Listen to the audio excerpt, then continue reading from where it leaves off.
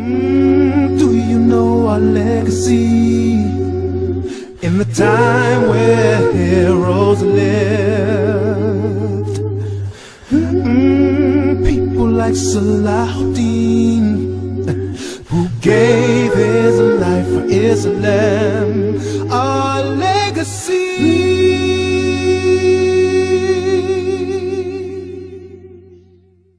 Assalamu alaikum wa rahmatullahi wa barakatuh. All praise belongs to Allah, and may His peace and blessings be upon His Prophet Muhammad sallallahu alaihi wasallam.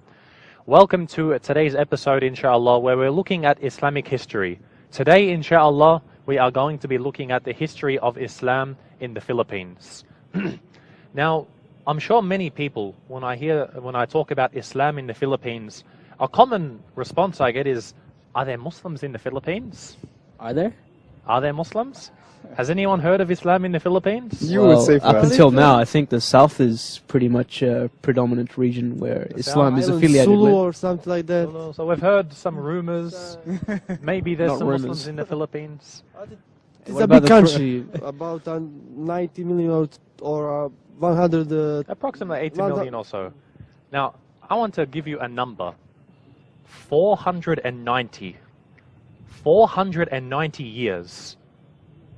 Could you imagine how long 490 years is? This is almost half a millennium. This is almost 5 centuries. This is a very long time, we would agree. The Muslims in Mindanao, the Muslims in the southern Philippines, have been fighting for their freedom for 490 years. When we talk about, for example, Afghanistan, we're talking about 10 years. Iraq, even less. Palestine, we're looking at maybe 60 years. That's 400. Mindanao, Who are they 490 years.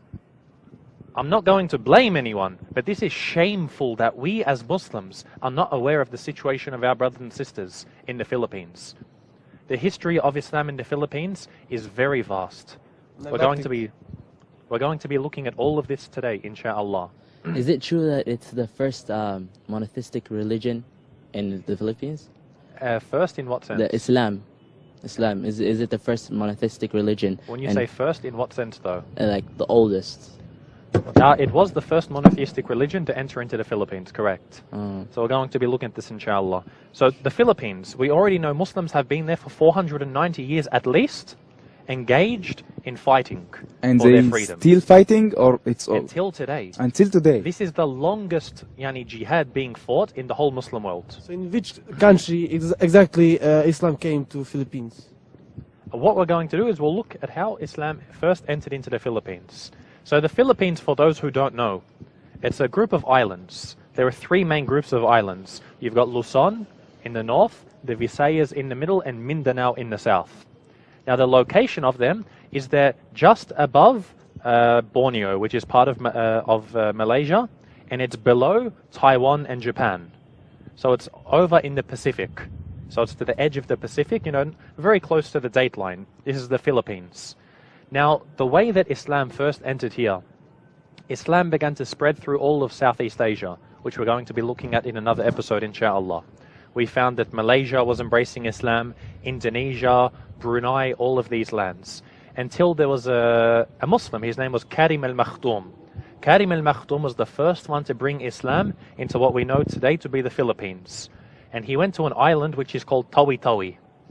Now, Tawi-Tawi, it sounds a little bit funny. It actually comes from the word Jawi. Jawi in Malay, it means very far away. Like you got Masjid al-Aqsa, the furthest masjid. Jawi means west. far away. So when you say Jawi, it means very far away. Far away. Far away. Is this Tagalog we're speaking? No, this is not Tagalog. This is in Malay. His name is Qadi al-Makhtoum. Karim al-Makhdoom. Karim. Karim al-Makhdoom. And he landed in the island of Tawi-Tawi. Was And he a Sahabi? No, he was not a Sahabi. This is in the year 1380. Before the 490 years, you said that they were... Yes, this is before those 490 years. Now we're going back to the year 1380. Was his intention to go spread Islam to the Philippines, or was Islam was spreading all throughout Southeast Asia. So he went to Tawi-Tawi with the intention of converting the people. And in Tawi-Tawi, there's a place called Simunul. And he landed in Simunul and he built the first masjid. And it's still there today, the Masjid of Karim al-Makhtoum. in Simonol. So they have the oldest masjid. It survived. It survived, but they're floating above four Yes, it's still there today. 100 years, and they have that masjid. It's still there today. You can still go visit. It's bigger than the original one. You know, has been expanded, but it's still there today. So we see around, you know, the 1200s, Islam was spreading all throughout Southeast Asia. Now it's entered into the Philippines.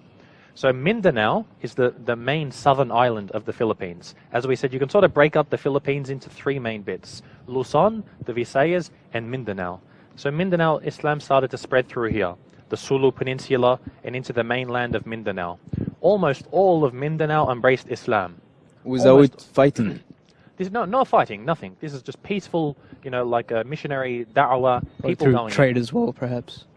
Of course they were trading with the Malays at the time, because you'll see the Filipino language, especially in Mindanao, the language they speak, like Mindanao, Tausug, all of these, it's very similar to Malay. If someone especially speaks Tausug, you can almost understand the Malay language. They're very, very similar culture. So they did have a lot of trades. So this was one of the ways that Islam spread. So at that time, what was the main religion there? The majority of the people at the time, they were what we call animist. They didn't really have any religion. You know, they used to worship many gods, polytheists. You know, they'd worship the sun. They'd say Araw. They would worship the sun. They'd worship the tree. They'd probably worship fish. Anything. Their forefathers. Anything like this. Islam go to these countries without a sword. Without a sword. All Without through blood. da'wah. All through da'wah. And the people started to embrace Islam very quickly. Islam started to spread throughout the islands, all throughout the Visayas, until it reached Manila. Manila, which we know now the capital of the Philippines, it was actually founded by a Muslim. Really? It was founded by a Muslim. So Manila was Muslim for quite a long time. You know, the ruler of Manila, which we'll talk about later, his name is Raja Sulaiman. So the ruler of in the past, the capital of Philippines was Muslim capital, was a Muslim city. Well, the Philippines as a country only came about recently, but Manila at that time was one of the main cities. But It was a Muslim city, or just founded by Muslims? Founded by Muslims, and the majority of the people living there were Muslims. And where are that Muslims nowadays? Now, where This they? is what we're going to talk about, inshallah. How did it really spread, the religion? It spread through da'wah. People would, you'd go, like Islam came to Tawi, they travel to the next islands. They tell the people, worship Allah, God is one, believe in this, don't worship, you know, many gods. Very, very simple. You know, the message of Islam, this is how generally it spreads. You know, the main message of Islam, that God is one. Very, very simple. And the Filipino people accepted this very easily. So things were going good up until the year 1521. Now, 1521. When Magellan came to Philippines? Yes. Now, we know there was a very famous explorer. His name was Ferdinand Magellan. Maybe some of us have heard his name before. What happened was he was from Portugal, and he worked for the King and Queen of Spain.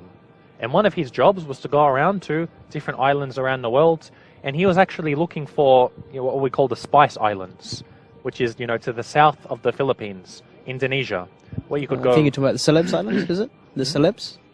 The Celebes Islands, I think, Around these around islands, the yes. Sulawesi, Makassar, that area there, I think. This is what he was looking for. Right. But he got lost and he ended up in the Philippines. Okay. Now, he landed at an island, which is called Mactan Island. Mactan Island, it's right next to what one of the major cities of today. It's called Cebu. So you can actually go to Mactan Island. When you fly to Cebu, the airport is on Mactan Island. Now, the ruler of Mactan Island was a Muslim. His name was Khalifa Lapu. Now, later on, the Filipinos, they corrupted his name to Lapu Lapu. You see, like Tawi Tawi, Lapu Lapu. They love to repeat words.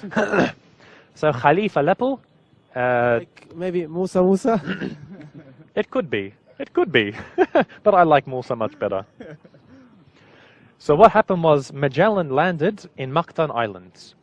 Now, what had happened at that time, Magellan's crew, they were actually the first crew to travel around the world. They actually circumnavigated the whole globe.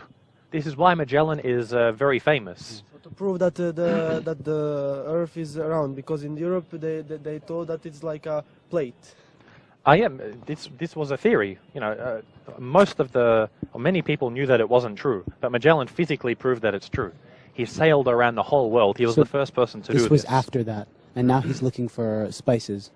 Yes. So after all of this, looking for the Spice Islands, he landed in Mactan Islands. Now, when he landed there, he didn't just go as an explorer. Because we know he explored, he was looking for spices. But in reality, you have to remember, he's working for the King and Queen of Spain. This is not long after the fall of Andalus. He came with a very anti-Muslim sentiment. And he came as almost as a crusader, if you like. So one of the first things he did when he landed in Mactan Islands is he brought a cross.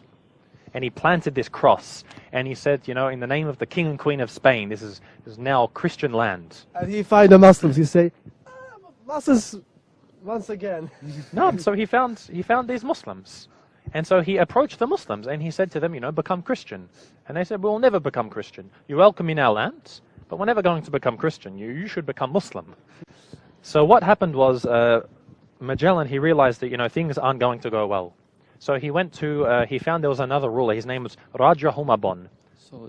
So even though Christianity came before Islam, in the Philippines, did Islam reach the Philippines before Christianity did? Yes, the Muslims were there. As we said, the Muslims were in the Philippines. Magellan was the first Christian to land in the Philippines. So he's landed, he's brought his cross, wants to convert the Muslims. The Muslims say, no, thank you. So what happened was he went to another king. Was Muslim? This king, his name was Raja. Raja, it means king, Humabon. And he wasn't a Muslim. He was like an idol worshipper. Well, that's the reason why he went to him. Of course, he went to him. Now Magellan said to him, become Christian and I'll help you fight your enemy. Who was his enemy? Khalifa Lapu, Muslim. the Muslim. So he said to Raja Humabon, convert to Christianity and I'll help you fight your enemy. So he thought about it and he said, you know what? I wouldn't mind defeating him. This sounds like a good idea. It works out well for me. So he became a Christian and they changed his name from Humabon to Carlos, because that was the name of the Spanish king at the time. We can conclude that Islam came with a peace and Christianity came with a war. We'll discuss this in a little bit more detail, just so we can actually show the proof and the evidence for this. The inshallah. same old plan. The same? Old plan. The plan that they come we see this happening time and time again. So Raja Humabon or now Carlos, as they called him, and Magellan, they made a deal. They made a pact. Now the pact that they would have, they would call it Sandugo. Sandugo. Now what Sandugo is they would get a cup of wine. They would cut themselves and they would bleed into the cup. So you've got wine and the blood of Magellan and the blood of Humabon. And then they both drank this. The Sandugo is called a blood pact. This means we're allies. And what this will do? It's like a symbolic gesture. You know, why you have to do such a thing, I've got no idea. But it just shows, you know, the bestial thoughts of these people.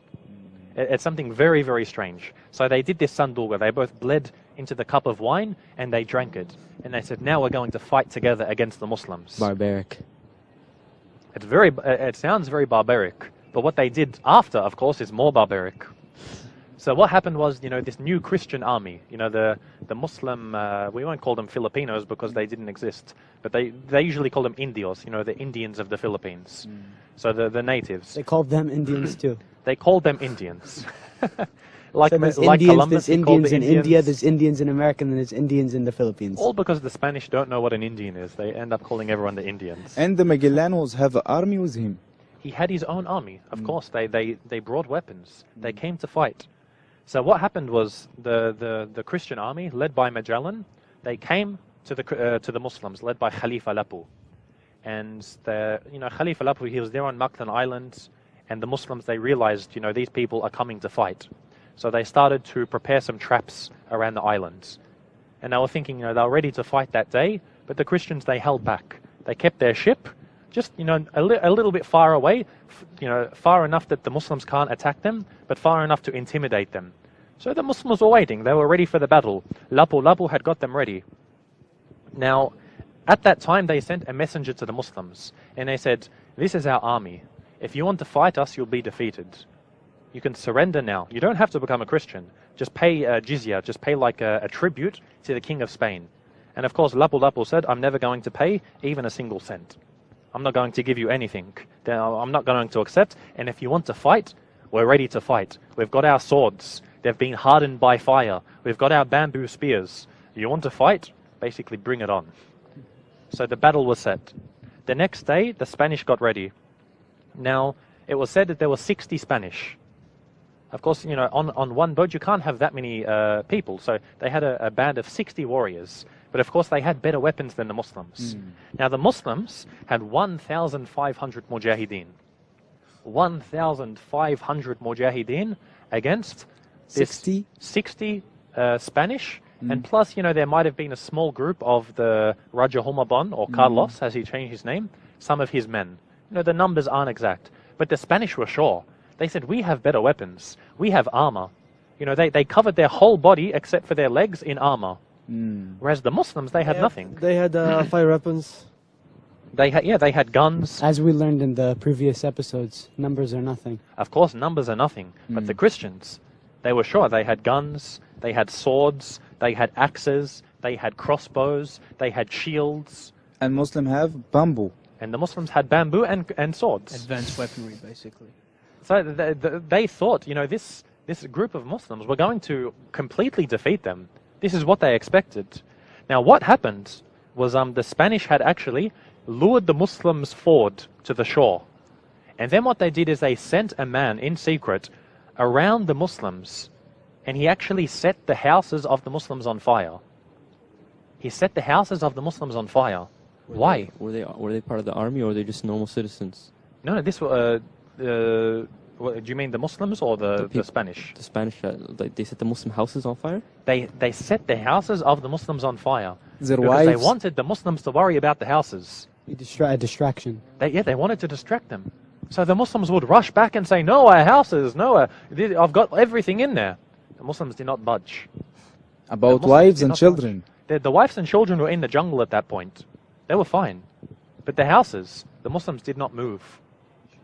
The Spanish were amazed. Opposite, like you know, if we look at Andalus and the battle of and the Poitiers, the battle of Palace of the Shuhada, you see that they looked for a booty, and these Muslims, they didn't even look at their property.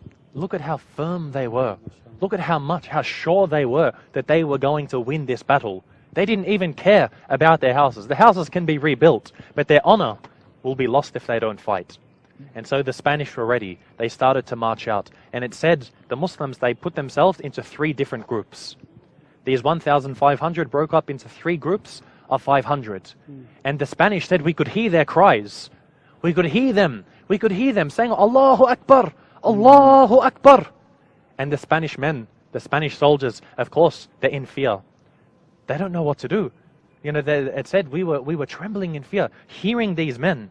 And it was said that as they came close, the Muslims saw that although they had armor covering most of their body, their legs were uncovered. With metal.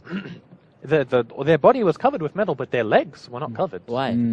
Because they didn't think that, you know, in the battle, your leg really doesn't get hit. And you can't have that much armor to bring with you. It's going to weigh you down. It's going to slow you down when you're fighting. So to get rid of the armor on the legs, they said, no problem. We'll get rid of this. No one cuts you in the leg anyway. What they didn't realize with the Muslims, they actually had poisonous arrows. What they would do is they would get their arrows and they would put poison on them.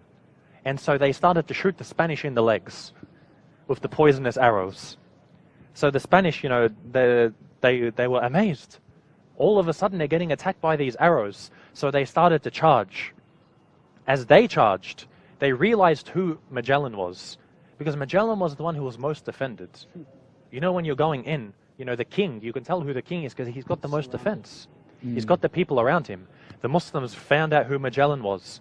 And the reports from the Spanish said, as soon as they knew who he was, it's as if every single one of them pounced upon him. They pounced upon him. They wanted his blood. This was, the Spanish hadn't even reached the shore yet. They actually fought in the shallow water. They were fighting at the edge of the beach, in the water. The Muslims rushed them. As soon as they found Magellan, they set upon him. It was said an arrow was launched, which struck Magellan in his shoulder. With poison. With poison. This one, no, it was a heavy arrow. It struck him in the shoulder, through his armor. Someone came upon him and stabbed him in the leg with a knife. As soon as he did this, he fell flat on his face into the water. And it was said the Muslims pounced upon him. They got their spears and their knives, and all you could see was the water red with his blood. They killed Magellan. and Magellan was killed. I've never heard this is the way that Magellan died. Magellan was killed by the That's true Muslims. that the native people of Philippines they killed Magellan. I didn't know that they are Muslims And this They was were a jihad. Muslims. This was You find today, the Filipino nation, which we're going to talk about, how it was founded, exactly why it was founded. They actually regard Lapu-Lapu, as they call him, as a hero. You can go to Mactan Island, you find a statue of Lapu-Lapu, and they call him, the first hero of the Philippines. But we as Muslims, we say, the Philippines is a new country. The Philippines did not exist at the time of Lapu-Lapu. He wasn't a Filipino. What was he? India. He was a Muslim. Muslim. Oh yeah, Muslims. He was a Muslim. He was from the Tausug tribe. He was a proud Muslim. Why did he fight Magellan? Because he was defending Islam. They say because the style of knife that the Muslims have, it's a wavy knife. This is common through Southeast Asia. It's not a straight knife. It's actually wavy. And you see the reason why they do this is once you stab a person, it crushes their bones. I think this particular dagger or hunger, or however you say it, is called a kris. A kris.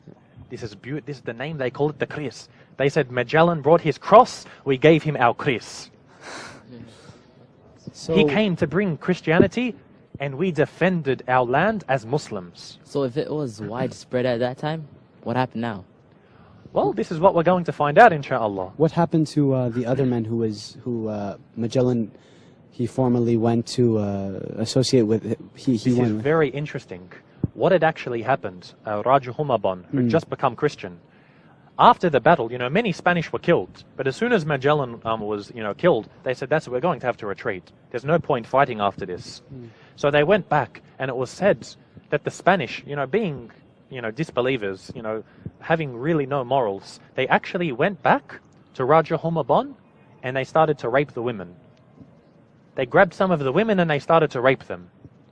Now, Raja Humabon, he didn't say anything about this, because he knew they have weapons, they have guns. I can't attack them. So he pretended he didn't know about this. And he said to them, look, even though you lost the battle today, I'm still going to have a party for you. Let's have a big dinner. So they had this big dinner, and he poisoned the foods. He's no longer a Christian. So he's no longer a Christian at this point. They're disunified now. Yes. Now he's insulted by what they did, so he poisoned their food. They sat down to have dinner, and many of the Spanish were killed. Now this is the first part of the entry of Islam into the Philippines. We're going to go to a very short break, inshallah. So dear viewers, stay tuned and join us in a very short moment. Our legacy.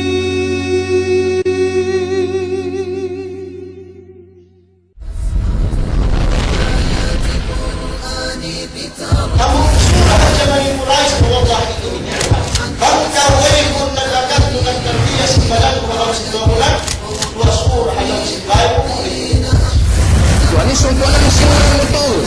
Banging rasul humarap paso, subay humarap paso. Bukan humarap magpapasalakan. Bukan humarap marito Manila. Banging rasul nagbihal ini, di at nabhapin ng bilangan niyo. Hakan naman si rasul sa ilong kamay tumunong sa liba ko na kuno. Bangkaw nagsamahayang. Yasin pagsamahayang ko. Bangkaw nagsamahayang tapak ko sa Diyos. Infang Hindu, Allah Subhanahu wa Ta'ala.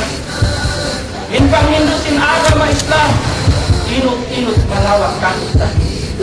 Yang kudul Islam, kuwatan kuwah, madnah asli Islam, madnahnya berakal.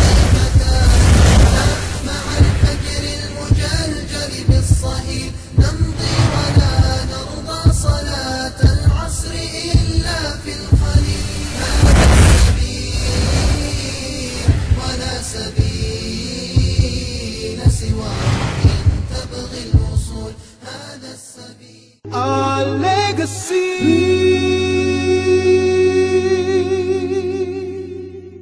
Assalamu alaikum wa rahmatullahi wa barakatuh. Welcome back, viewers. We're looking at the Islamic history of the Philippines. Now, as we had mentioned, Islam has entered into the Philippines, and Magellan, the Portuguese explorer, in the name of the King and Queen of Spain, came to try to conquer, or at least establish a Christian foothold in the Philippines. However, the Muslim armies, the proud Muslim armies, led by Khalifa Lapu, the Tausug warrior, defeated him, and Magellan was killed, and the Spanish were defeated. Now, as we mentioned before, the Spanish weren't coming just as mere explorers. They were coming as crusaders. They're coming from Andalus. And they still had the outlook of seeing Muslims as enemies. And they continued having this outlook so much so that they would see the Muslims and they would call them Moro. Because we know Moro was the name that was given to the Muslims in Andalus. So the Muslims of the Philippines, the Spanish called them Moros. Until today, they're actually called Moros, the Muslims. And they call their land Bangsamoro, the land of the Moros, the homeland of the Muslims, or in other words, Bangsamoro. Remember this name, because this is the name of the homeland of the Muslims that have been fighting for 490 years. Every Muslim should know about this, inshallah.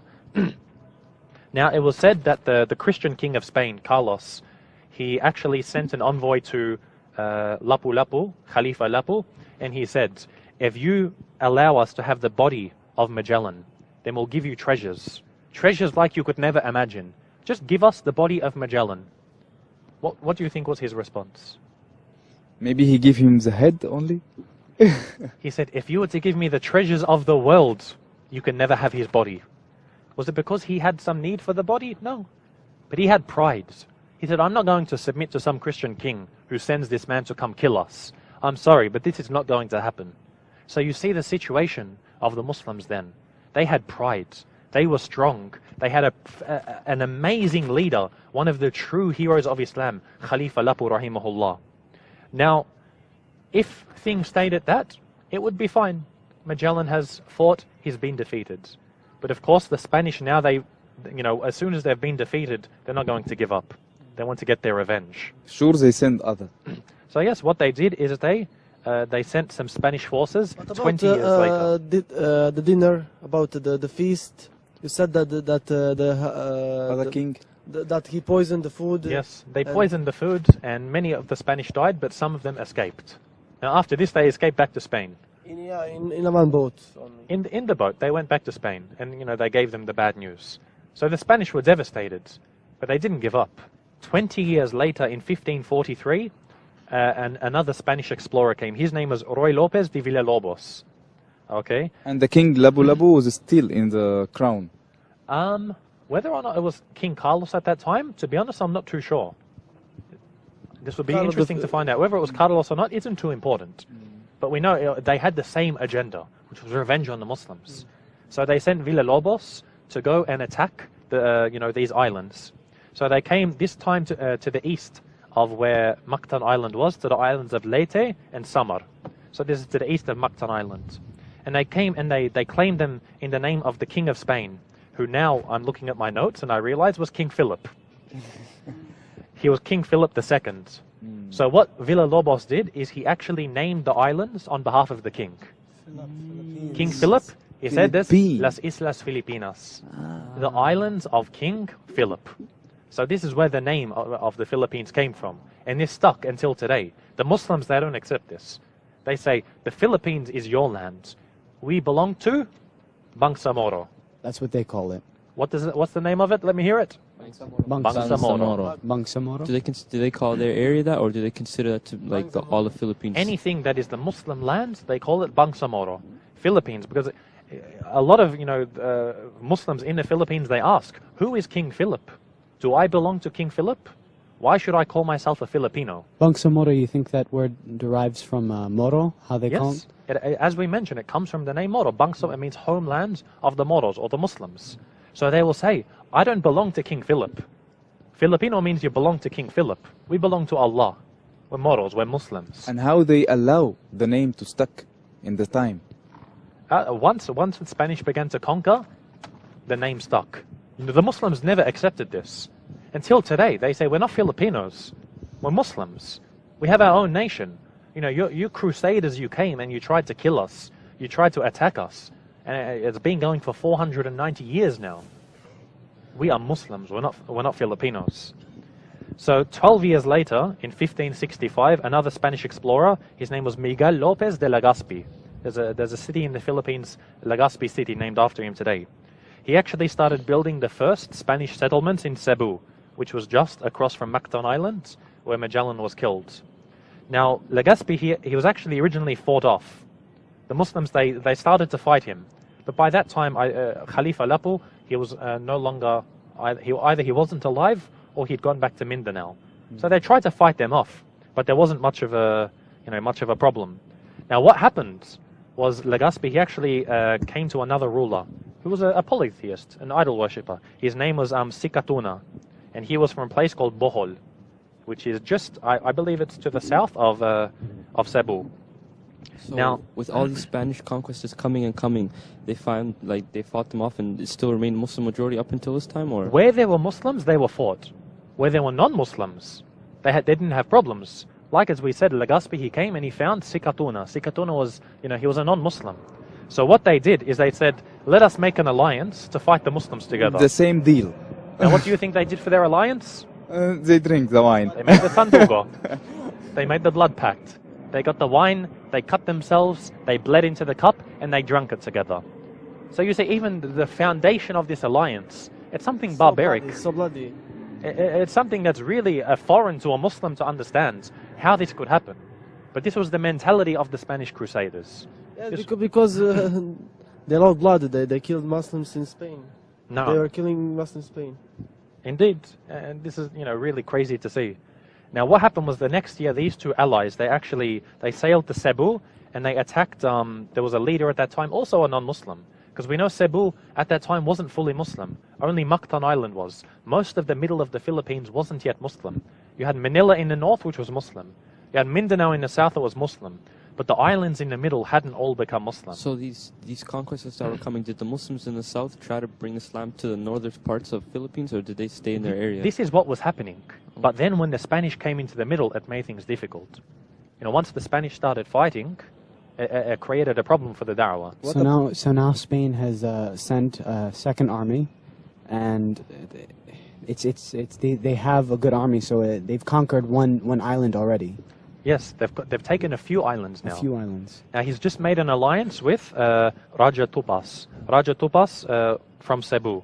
Now what they did is they went to remember we mentioned Raja Humabon, the one who poisoned the Spanish? They came to his nephew, and they came to his nephew, and they actually said to him, become Christian, otherwise we're going to fight you. He realized, I'm outnumbered, so he was baptized, and they named the town Villa Santissimo Nombre de Jesus, the town of the most holy name of Jesus. Why don't they learn about why don't they look at their past? As you said, history repeats itself. This is the past, and this is part of the message that we want to say to them. Look at your past. Look at how the Muslims were the noble warriors. Look at how the native Indians, the polytheists, how they sold themselves to the Spanish, who were really barbaric crusaders. And this is the message that the people want to give to the Filipinos today.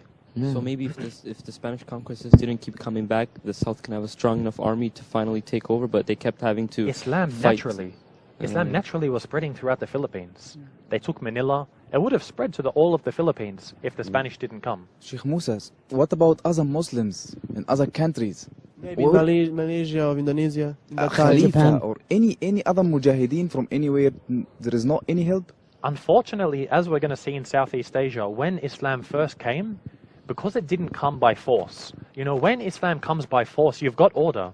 But when it progresses slowly through da'wah, you're not going to have big empires. They're going to be very disunited. This is one of the problems that the Muslims in Southeast Asia faced early on. Because Islam was spread by da'wah, it was never consolidated properly. You'd have an island Muslim, an island non-Muslim. And you're always going to have problems. It's hard to unite when this happens. So what happened was we see the Spanish in this new town that they had made, they made this a base. This was the base of the Crusaders. And all of their attacks were based from here. So what are the other Muslims in the other islands doing now? They're preparing? Now we see Mindanao isn't being touched. The south isn't being touched. But the Spanish heard about a city called Manila. It used to be called Maynila. Okay, now there's a common misconception. A lot of people say Manila. It actually used to be called Amanila. From Arabic. Amanila. This is a common misconception. It's not actually true. It was ruled by a Muslim, Raja Sulaiman. But it was actually named Maynila, which That's actually, it's named after a mangrove tree. Nothing too amazing. Yeah. But the Spanish heard about Manila. It was a very prosperous city. So they said, okay, this is the city we're going to attack. And that was the capital before also. It became the capital later on. It's the capital of the Philippines today. So this was a Muslim city. The Spanish heard about this because they started to ask, the native Indians, what are the good cities to take? So they said Manila is that's the main city. So the Spanish decided that they're going to attack. Now, what they did is they came there, and the ruler, his name was Raja Suleiman. When they first came, the Spanish said, we want to just come, take a look around, maybe have some trade. Their true intention was to attack. But they came to Raja Suleiman and said, no, we come in peace. We're just passing through. We just want to take a look. So he said, no problem. We'll write a peace treaty that both of us agree. You're here to just take a look around. We'll respect your rights, and we're not going to fight each other. Of course not. The Spanish said, no problem. So they signed this peace treaty, knowing that their true intention was actually to attack.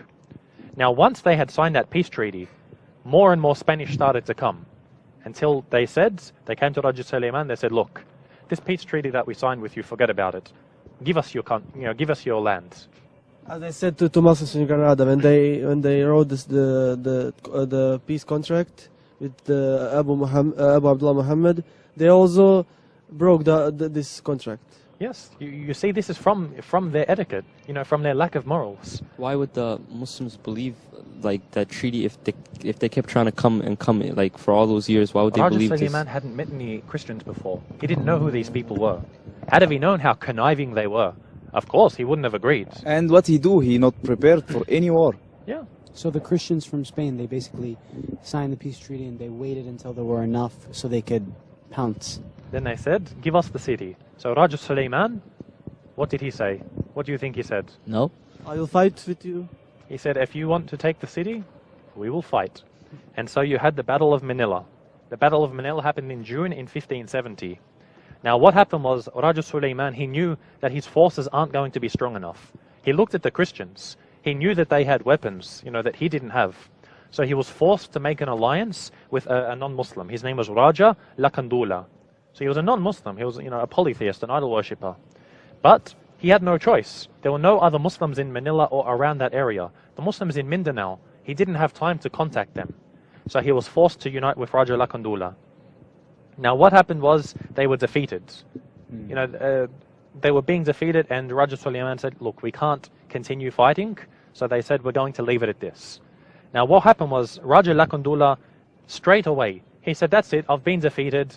You want me to become a Christian? I'll become a Christian. So he was baptized and he became a Christian. Muslim. Raja Suleiman, of course, he's never going to leave his religion. No way he was going to leave his religion. And what he do? What happened was, first Raja Lakandula, he became a Christian. And so the Christians, they said to him, okay, now that you've joined us, you can have this part of Manila. As for Raja Suleiman, you don't get anything. Trying to give him an incentive to become Muslim, but he refused.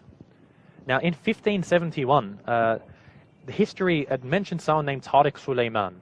Some people say this is Raja Suleiman. Some people say maybe it's another ruler who had a similar name. Most likely it's him, meaning Raja Suleiman's first name was Tariq. What had happened was he actually, his tribe, they were called the Makabebe, and they were in Manila. What happened was he refused to submit. He said, I'm not going to become a Christian. I'm not going to join you. Rather, I'm going to fight you. And so they fought again. Now this was the battle, it was called the Battle of Bangkusay. This was also fought in Manila. Now Suleiman's forces, they fought very valiantly. They fought this battle against the Spanish. However, they were defeated, and they were defeated completely. Raja Suleiman, rahimahullah, he was actually killed in this battle.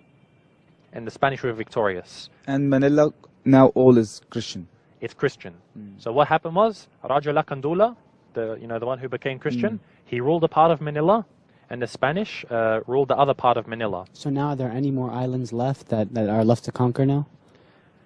Well, they've got the main city of Manila. They've got parts of Cebu. So they're conquering the top 2/3 of the Philippines. Of course, the third part is Mindanao. Now it's interesting to see, again, looking at the Spanish, how conniving they are.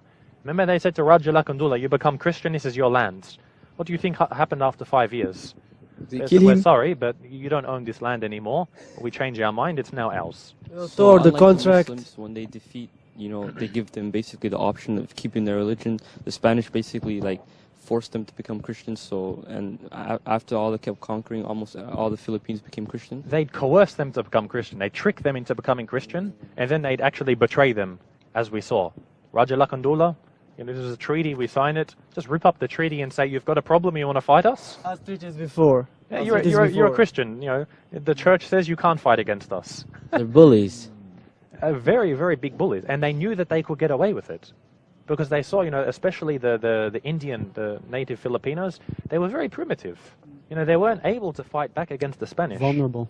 Did any of them go back to Islam after they found out that they've been tricked by them, or they just? These people were not Muslims. Okay. They were not. These were polytheists, idol worshippers. Okay. The Muslims never embraced Islam. They never. They were too. How can you leave Islam for kufr? How can you leave Islam for idol worship or all of this nonsense? It was only the polytheists that embraced Islam, polytheists that embraced Christianity. Sorry. Now what had happened was, as soon as they said the Raja Lakandula, you don't own any of this anymore, understandably he fought against them again, and he united with another Muslim ruler who was around that area, and they fought, and yeah, again they were defeated. So Manila was under complete control. All of Luzon eventually came under the control of the Spanish. Now at that time, the Spanish, they started to spread, converting all of the native tribes, but they never were able to penetrate into Mindanao. Mindanao, as we said, was the southern islands, which at one point it was 100% Muslim. The Muslims actually conquered all of this. Now what had happened was you had three Muslim sultanates. You had the Sultanate of Sulu. This covered Sulu, Basilan, Tawi-Tawi. This is the area closest to Malaysia. Then you had the Sultanate of Maguindanao. Now Maguindanao is actually where the name of Mindanao comes from. And then you had the Sultanate of the Maranao. These were the three Muslim sultanates, and they ruled over all of Mindanao. The Spanish could never get into Mindanao. Why didn't the southern help the other guys? The what, sorry? The southern people. Why didn't they help the other ones? As we said, they were very cut off at that time. The Philippines is a large group of islands. It'll take weeks. If you want to sail from Mindanao all the way to Manila, it might take weeks or months. You can't just go sail quickly and, it's hard to know the news of exactly what's going on. So the Muslims in Mindanao weren't aware of a lot of what's going on in Manila. And even then, they might not have had the manpower to send other Muslims to actually go and fight them, and they never received a request from the Muslims in Manila or Cebu or any of the places like this. So Spanish never penetrated to the south? It took a while. They did enter into Mindanao, but they saw the Muslims, and they realized we're not going to be able to take this place. But it seems like basically they took over the two northern islands, right? So basically, maybe if they got all the polytheists who became Christians, would that outnumber the Muslims in the south? Like, would that mean? It had nothing to do with numbers. In the end, it was about the ferocity of the Muslims. They would never, they were too afraid to fight the Muslims. Because there was a large number. You can't bring, a massive army into Mindanao. It's going to take too much manpower. So they made peace treaties with the Muslims.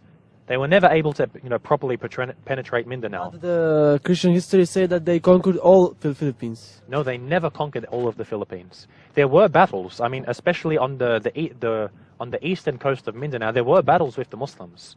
The Spanish fought, but they were never able to actually get a proper hold upon Mindanao. So this was the situation. It continued for 200 years. 200 years of the Spanish consolidating their power in the north, fighting the Muslims in Mindanao. And they can't go. They can't? They can't conquer. They could not conquer them. Mindanao remained independent for 200 years under these sultanates. The Sultanate of Sulu, who were the Tausogs, the Sultanate of Maguindanao, and the Sultanate of the Maranao.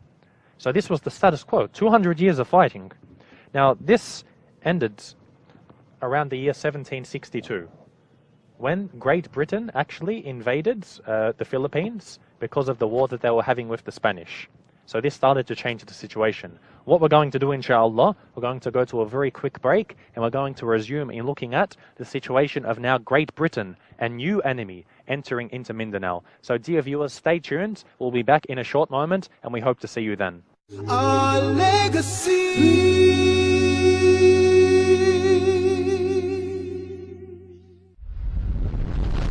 Allah the Almighty has said, O son of Adam, so long as you call upon me and ask of me, I shall forgive you for what you have done, and I shall not mind.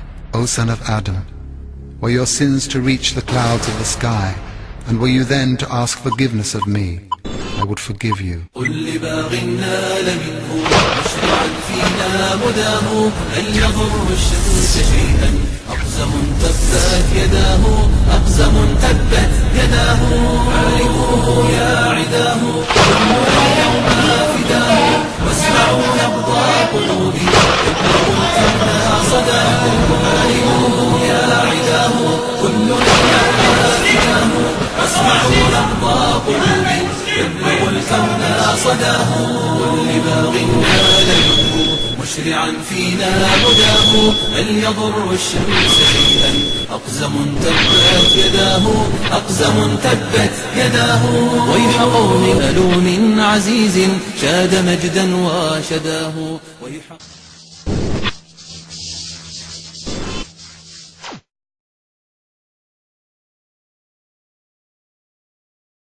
Our legacy.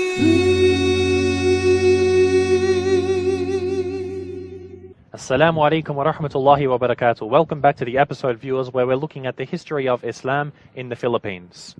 So as we said, the Spanish were conquering most of the north and the central parts of the Philippines, but they were never able to fully penetrate the south. Now what had happened was Spain was actually at war with the UK, with England. And England had actually beaten the Spanish. So in turn, they gained all of the Spanish possessions, one of which was the Philippines. So from the year 1762 until 1764, only 2 years, the UK actually was in war with the Muslims of Mindanao. The UK didn't come to Spanish aid. It didn't come to the Spanish No, they were aid. fighting the Spanish. Oh, they were fighting. It's more so the they- battle of the imperialistic forces of the world at that time. Yeah, and once the Spanish won, they got the Philippines. So they were then fighting against the Muslims. Now, the British didn't really fight the Muslims too much, but nonetheless, they were at war with the Muslims. And of course, they weren't able to defeat the Muslims. Now, what had happened was after 2 years, the Spanish got power back. Now, this continued. I mean, it just kept on going on and on up until 1896. 1896 was the year of the Philippine Revolution. You know, when the native people, who by that time were almost completely Christian, and you go to Philippines today, it was for a long time the only Christian country in all of Asia. Now the second one, as we know, is East Timor.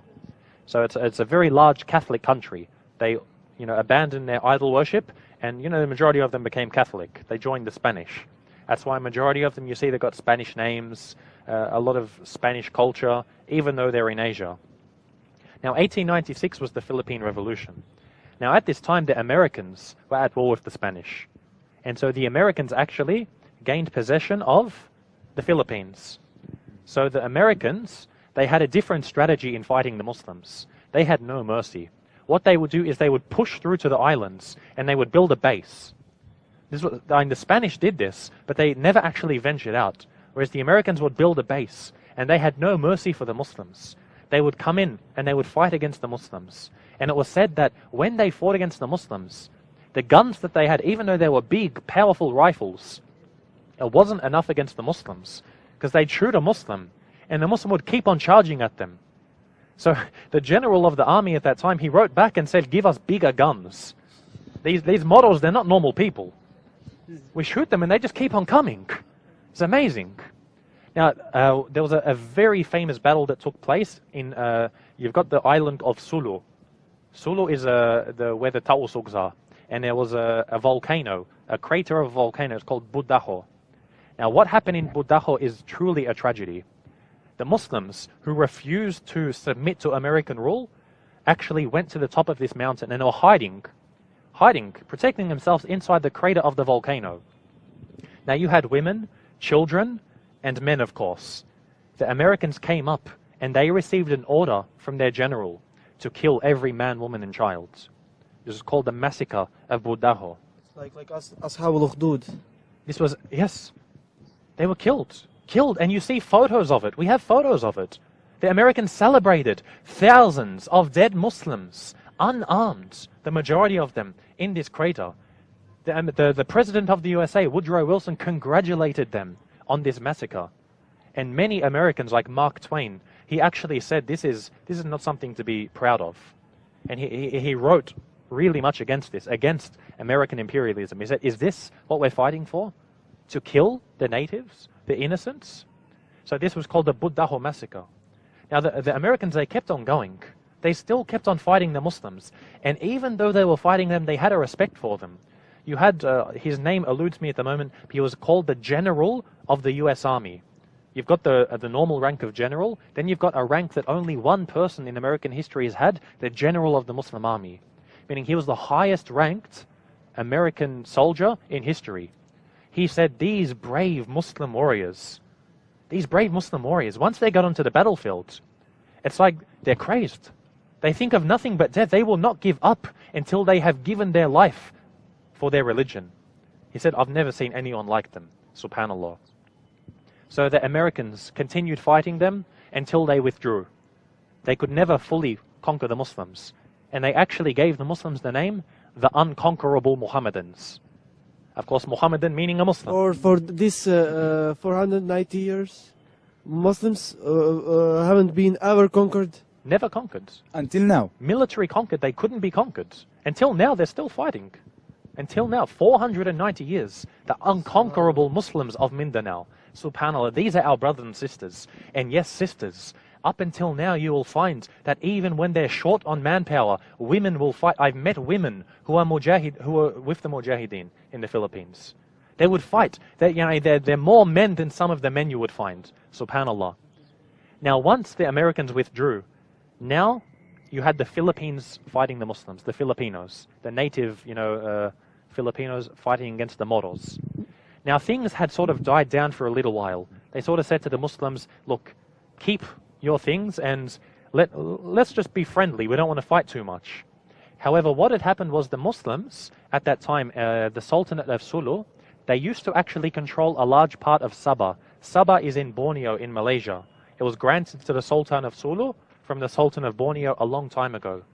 So when the Philippines got independence, the Filipino government said, well, we should claim Sabah as well, since it's part of the Sultanate of Sulu.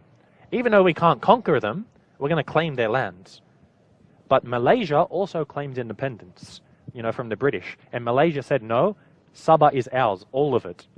So there was a bit of a misunderstanding between the Filipinos and the Malaysians over who owned Sabah. In reality, it was the Muslims of Mindanao.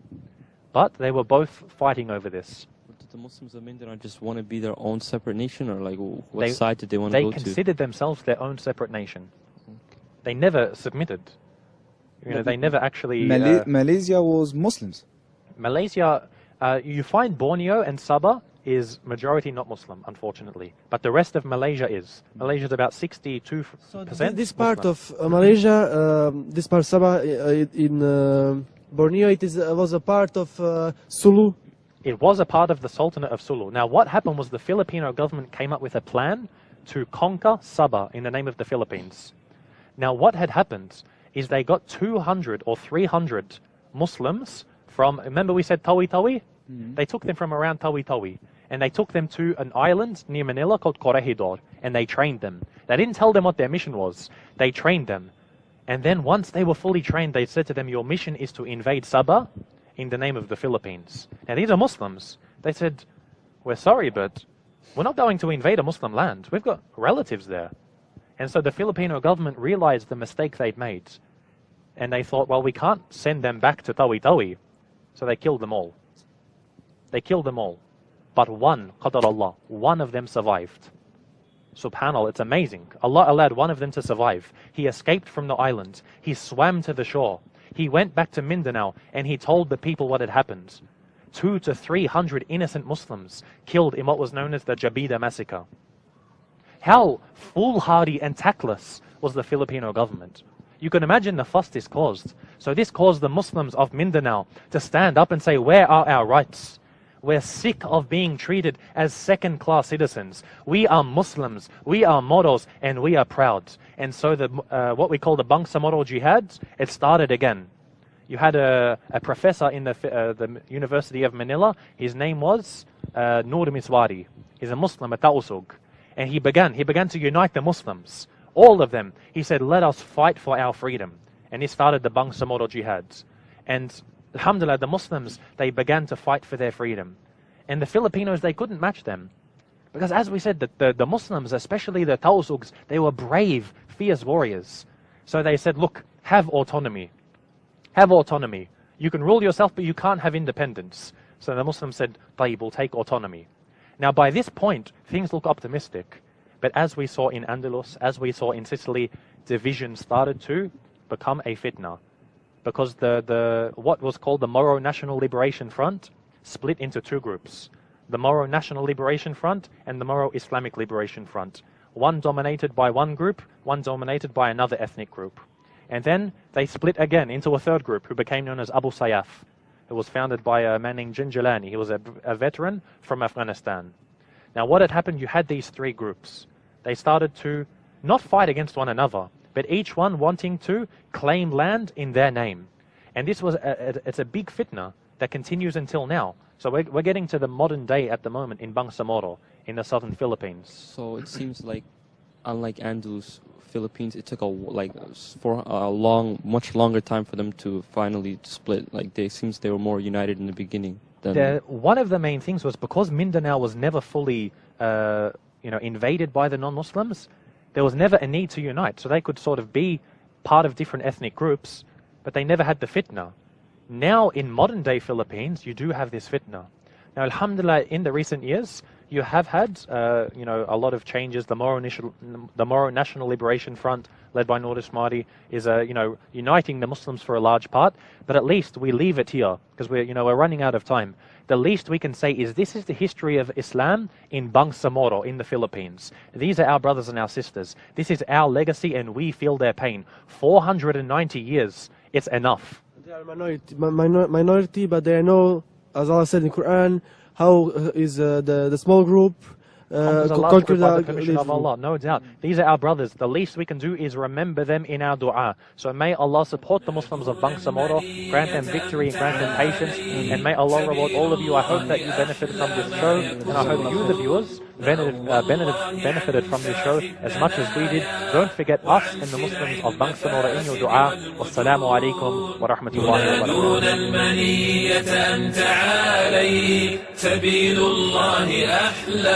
يكون نأوى الله عن ساح الدنايا وعن سلع المفاسد والمجون سبيل الله درب للمنايا وأخطار تجلل بالفتون سبيل الله غاية كل حي لبيب عاقل شهم أمين